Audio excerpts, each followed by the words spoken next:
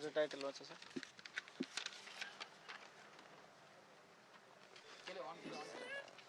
FIR जे आहेत ना आपले त्याप्रमाणे काही त्यातले शॉर्ट आउट मुद्दे करून त्यांना आपण दिलेले आहेत. बरं, तुम्ही काय व्हिडिओ वगैरे मागण्यासाठी अर्ज केलाय का? नाही नाही नाही, व्हिडिओ मागण्याचा अर्ज पण केला नाही आणि ते तपासाचा भाग आहे. काय काय मागणी केली? काय काय मागणी आहे? मागणी आम्ही चर्चा केली त्यांच्यासोबत. पण आता समाधानी आहात का तुम्ही? नाही, तपास चालू आहे ना, सगळा तपास होणं बाकी आहे ना. तपास चालू आहे ना त्यांचा, योग्य दिशेनं चालू आहे एवढं आम्हाला त्यांनी आश्वस्त केलं आणि आम्ही बरं, तुम्ही 2 अधिकाऱ्यांची नेमणूक SIT मध्ये करावी अशा प्रकारची मागणी केली होती.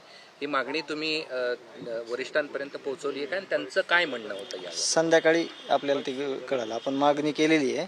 मग संध्याकाळी आपल्याला त्या तेली साहेबांना नाही बोललो मी, पण मागणी केलेली आहे साहेबांकडं, तर आम्हाला ते संध्याकाळी कळलं. एक आरोपी फरार आहे, त्या संदर्भात तुम्ही काही चौकशी केली का आणि त्या संदर्भात SITने तुम्हाला काय सांगितलं? नाही, ती CIDच्या अधिकाऱ्यांसोबत काल जी चर्चा झाली ती लवकरच ते आरोपी जेरबंद होईल असं सांगण्यात आलं होतं आणि तो आरोपी जेरबंद होईल. आज वाल्मिक कराड यांच्यावर 302 आणि मुख्याच्या अंतर्गत काही हे दाखल करण्यात आलेला आहे आणि त्याच्यानुसार त्यांना आता जे आहे ते उद्या परत कोर्टात हजर केलं जाणार. काय तुमची पहिली प्रतिक्रिया त्याच्यावर? काय प्रतिक्रिया नाही, त्यांचं जे काम आहे सगळं CIDचं, पोलीस यंत्रणेचं, SITचं ते काम करत आहे.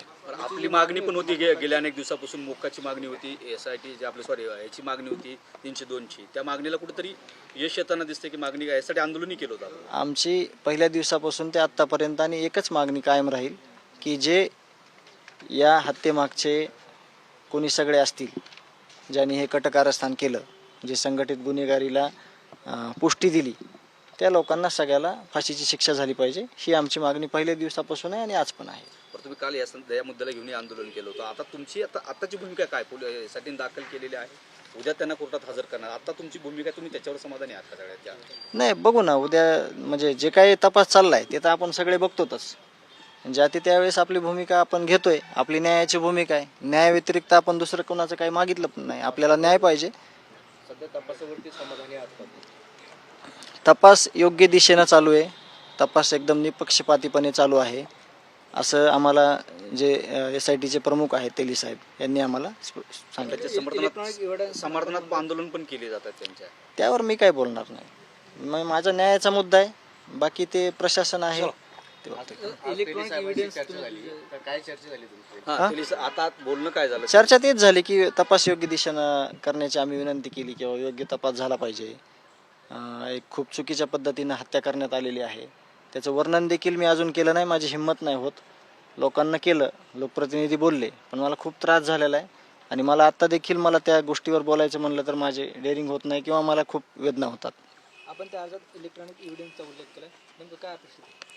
आम्ही त्यांना जी माहिती मागितलेली किंवा आम्ही सांगितलेली, आम्हाला तपासाच्या दिशेनं जे तपास आहे जो व्यवस्थित व्हावा हेच मुद्दे आहेत, बाकी दुसरं काहीच नाही. आणि कालच आम्ही आलो होतो, पण तेली साहेब नव्हते, आज आले, आम्ही त्यांना भेटलो. आज रात्री सुद्धा भेटल्यानंतर जो तपास सुरू आहे त्याची माहिती तुम्हाला दिली, ती माहिती समाधानकारक आहे असं वाटतंय कारण योग्य दिशेने तपास सुरू आहे असं वाटतंय तुम्हाला? नेमकं का तुमचे जे डाऊट होते सुरुवातीला की तपासासंदर्भात आम्हाला माहिती दिली जाते,